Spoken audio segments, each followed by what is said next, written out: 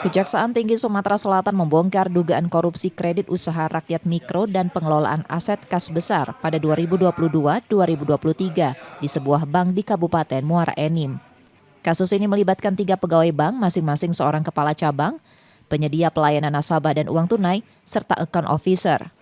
Mereka diduga mengajukan kredit usaha rakyat fiktif dengan memanfaatkan data nasabah tanpa sepengetahuan pemiliknya.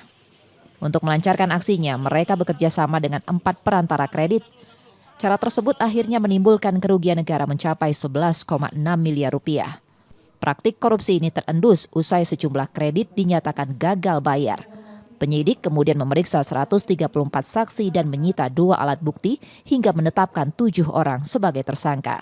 Dari nilai total 12.796.898.439 rupiah, bahwa ini dari total awal yang menjadi estimasi laporan pengaduan.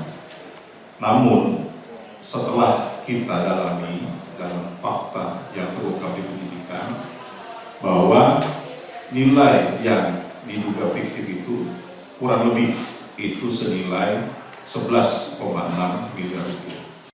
Usai penetapan, tersangka seluruhnya langsung ditahan di rutan Pak Jo Palembang untuk kepentingan penyidikan selama 20 hari ke depan. Yudi Kiswanto, Kompas TV, Palembang, Sumatera Selatan.